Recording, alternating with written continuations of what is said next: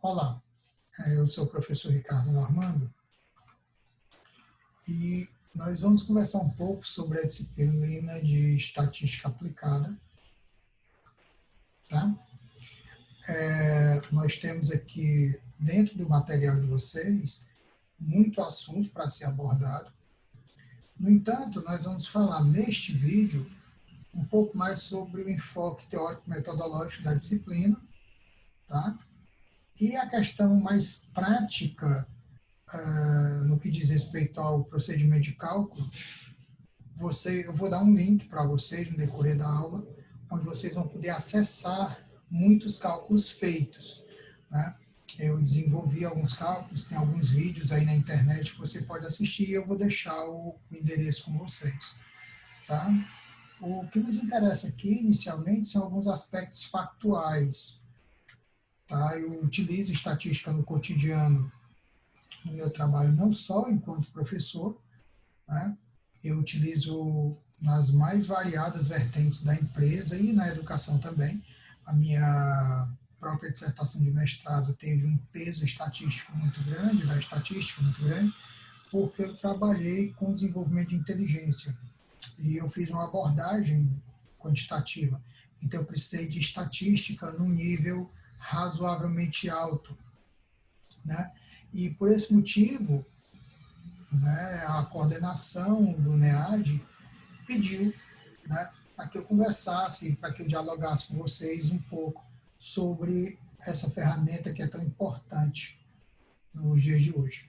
Então, primeira coisa, a estatística ela nos serve dentro da empresa, tá, para escolher mercado, para escolher o segmento, tá?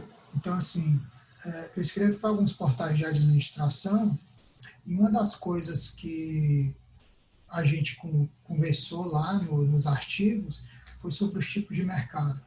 Então, para mim entender, e aí um dos tipos de mercado, eu tenho um mercado novo, um mercado clonado e um mercado segmentado, né? Tá? E o mercado existente, que é o mais comum. Então, quando eu falo de segmento de mercado, então eu vou abrir uma empresa. Que segmento de mercado ela vai atender? Esse segmento de mercado, ele interessa para a minha empresa? Então, você tem o seguinte, você tem, por exemplo, localidades que não têm rede de internet ainda, tá?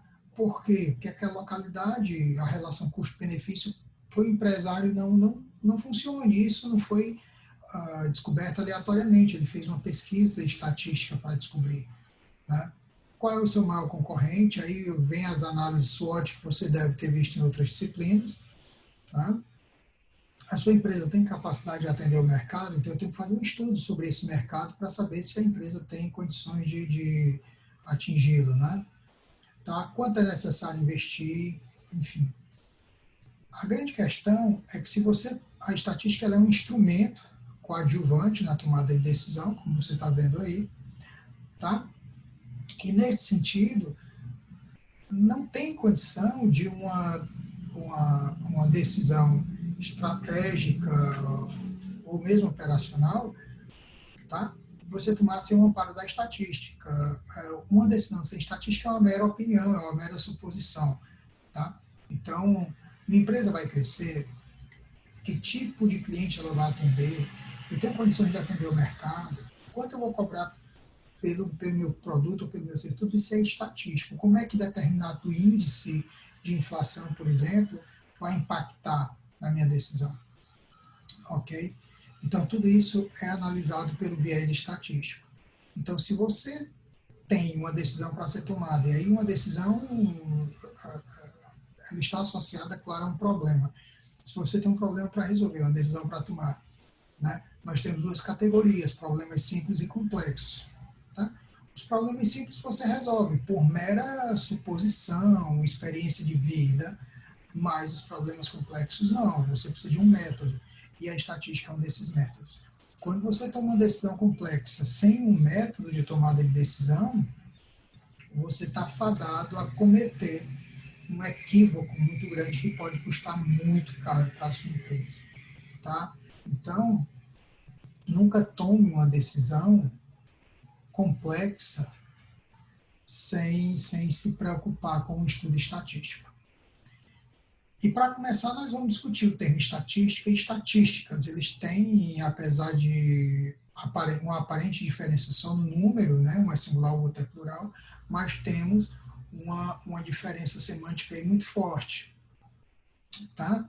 Quando eu falo de estatística, eu estou falando de uma parte da matemática, que fornece métodos para coleta, organização, descrição, análise, interpretação e utilização dos dados numa tomada de decisão. Tá? Então, por exemplo, eu peguei uma notícia aqui do Tech Tudo, para quem gosta de jogo, né? Você tem aí o Counter-Strike. Né? E aí você pode pegar a estatística do jogo ou dos jogadores, né, e entender. E aí essa estatística ela serve para o cálculo da performance dos jogadores, né? Então veja, essa estatística aí ela fala na ciência, tá? Quando eu falo que as estatísticas, só se as estatísticas estiverem certas sobre o crescimento da Índia, as estatísticas aqui eu me refiro aos dados. Tá? E aí é algo que você deve discutir, é algo que você deve pensar sobre questão de dado, informação e conhecimento. Tá? Os dados eles não têm significado básico entre si, eles são a matéria-prima da informação. Então a estatística o que ela faz? Ela pega dados e transforma esses dados em informação e em conhecimento. Tá? Então, quando eu falo estatística, eu falo de ciência, da ciência em si. Quando eu falo das estatísticas, eu falo de dados. E aí tem algumas definições que são importantes, né, para discussão. A definição entre população e censo, amostragem e amostra. Então, vamos falar primeiro a questão da população e amostra. E aí eu faço a comparação disso, a metáfora que eu uso é um bolo. O bolo inteiro é a minha população. Uma fatia do bolo é a amostra. Então, dependendo do que você queira, do seu objetivo, então a população ou a amostra elas vão ser mais vantajosas uma em detrimento da outra. Né? Então, se o seu objetivo é inicialmente levar esse bolo para uma festa de aniversário, por exemplo, não tem sentido você levar só a fatia. Faz sentido você levar o bolo inteiro e lá você reparte. Mas se o seu intuito é apenas provar para ver se ele está bom ou dividir esse bolo, claro, você vai partir em fatias. Então depende do seu objetivo. A relação entre população e amostra é a mesma coisa. Tá? A amostra ela é um fragmento da população, assim como a fatia é um fragmento do bolo. Tá? A amostra, como fragmento, ela tem que ser um fragmento, se constituir como um fragmento representativo. E nesse sentido, você tem uma série de técnicas de amostragem que são discutidas no seu material. É importante que você dê uma olhada.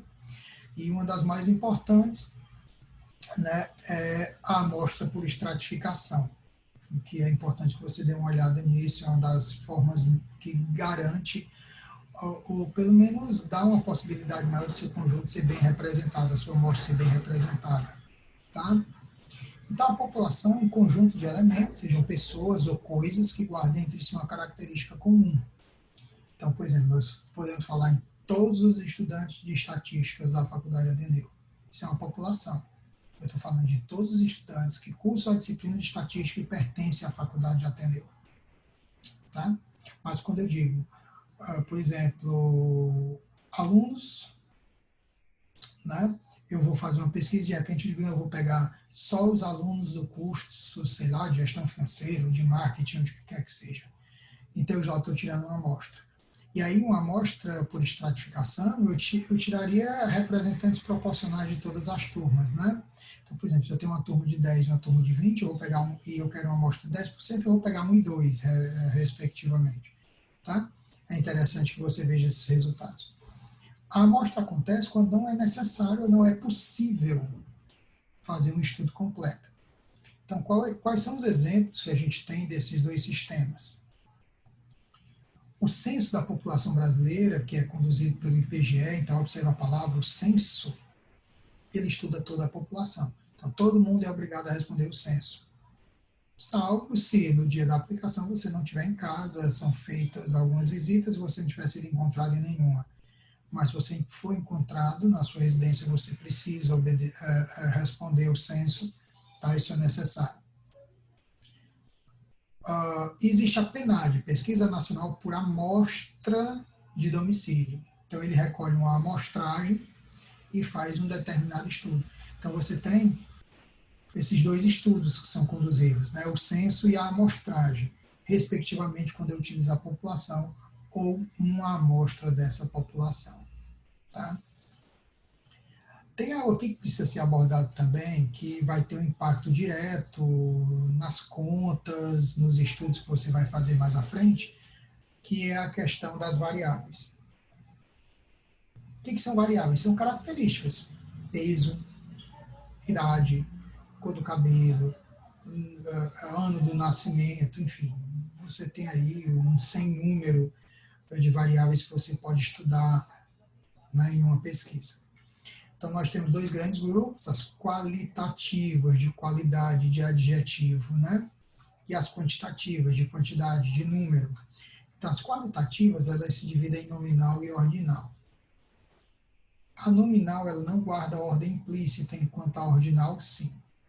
Por exemplo, quando a gente faz uma pesquisa sobre classe social é uma variável qualitativa e ordinal. Por que ela é ordinal? Porque tem uma ordem implícita nessa variável. Que ordem é essa? Você tem muito bem definido e sistematizado classe A, B, C e por aí vai. E você sabe que essa divisão é de acordo com a renda daquela família. Né? Então, a classe social é definida pela renda. Isso é uma ordem. É um ordenamento. Então, quanto maior a renda, maior a classe social. Então, a classe social é ordinal. Quando você faz uma pesquisa, por exemplo, sobre religião, qual é a religião das pessoas daquele grupo, ela é nominal. Você não tem uma ordem implícita ou explícita. Tá? Você pode encontrar, de repente, uma quantidade. Tem mais católicos ou mais evangélicos, ou o que quer que seja. E aí você vai vendo as quantidades menores, mas isso não é ordinal. O ordinal é quando você tem a ordem, como uma classe social. A nominal, não.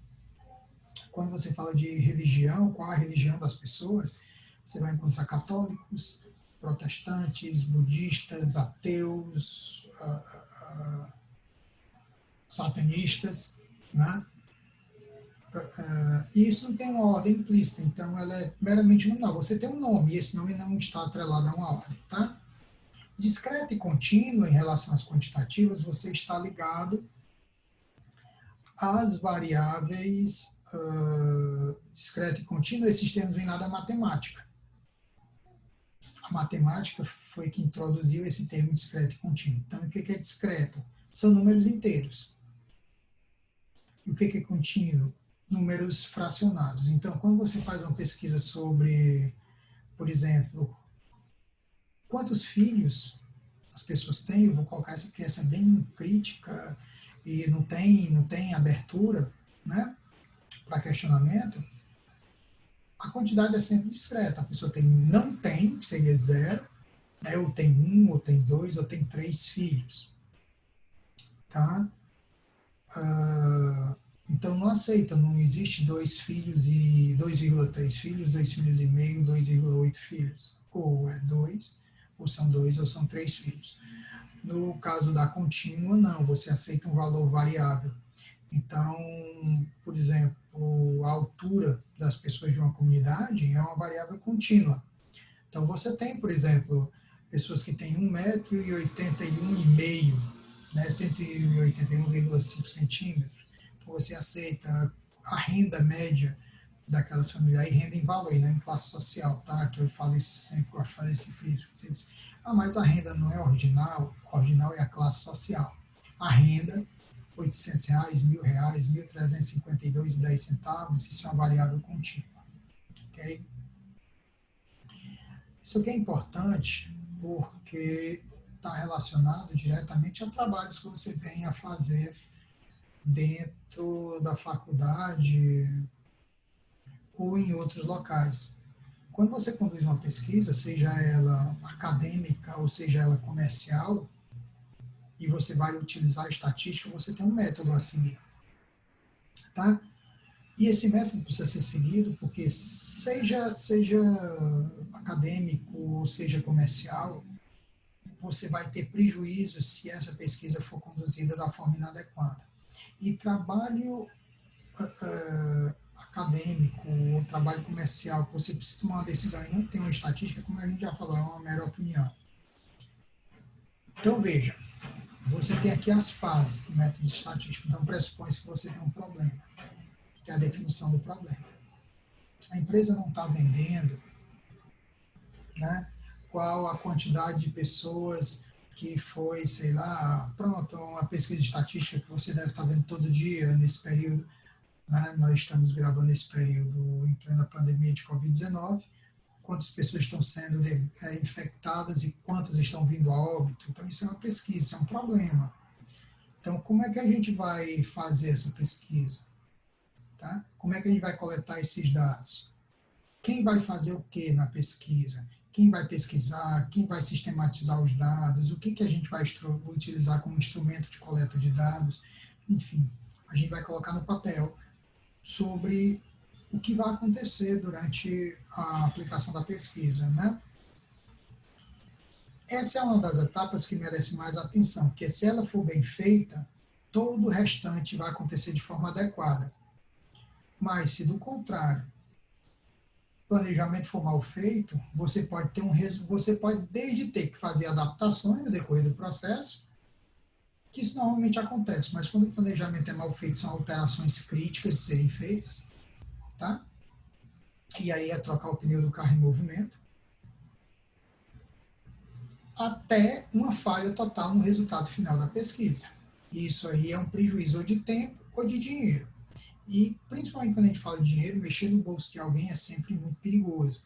Tá? Não é recomendado que, principalmente se você foi encomendado, se foi encomendado a você que conduzisse uma pesquisa e desse um resultado, se você entrega um resultado incorreto, você pode ter problemas seríssimos, tá? Dependendo de que tipo de pesquisa você esteja conduzindo.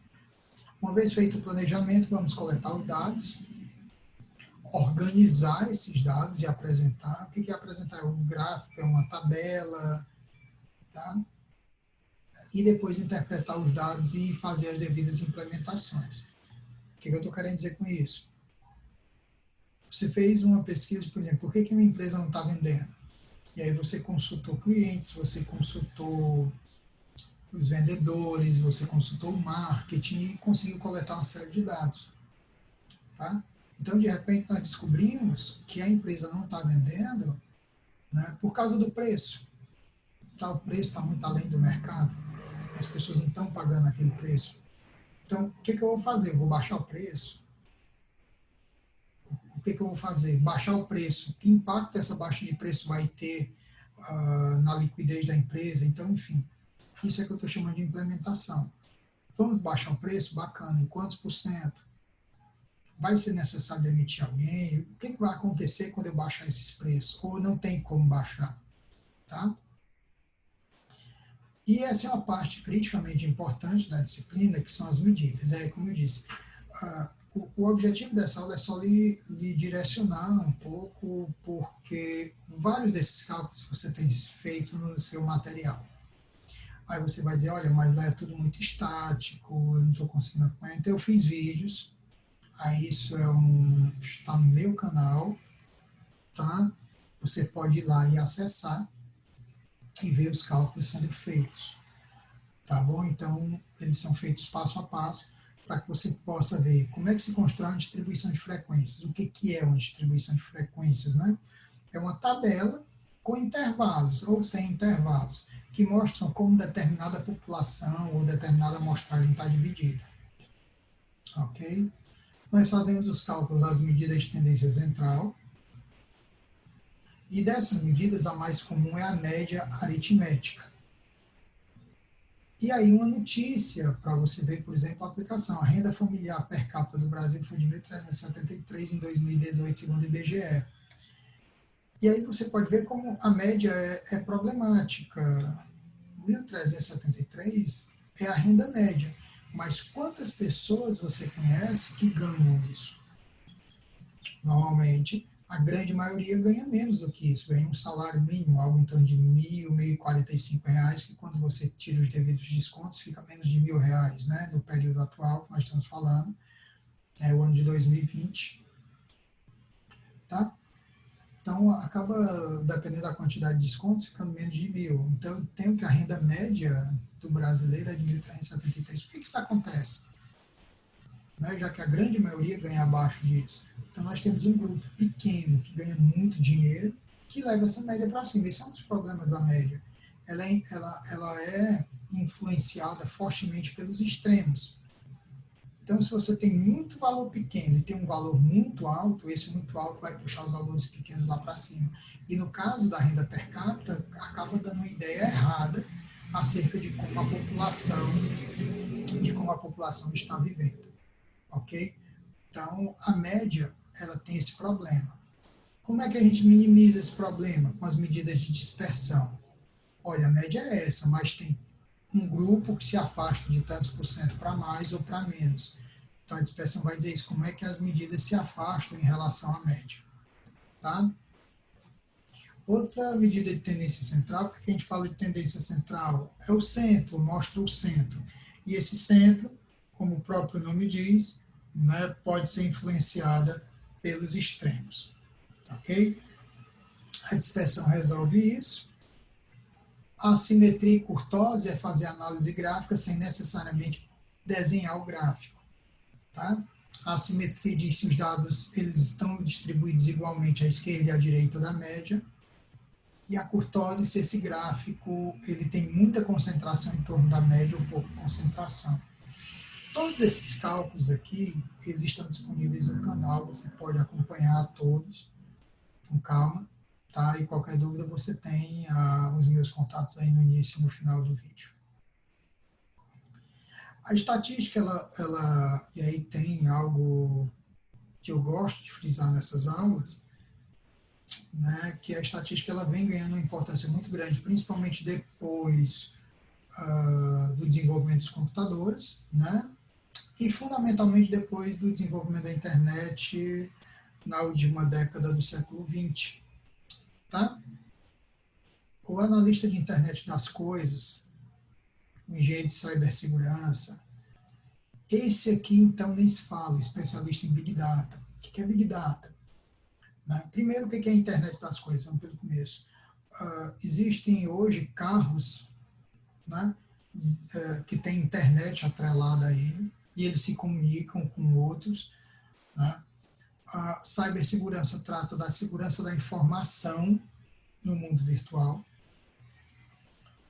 O Big Data é o seguinte, todos os dias nós produzimos dados até enquanto estamos dormindo. Tá?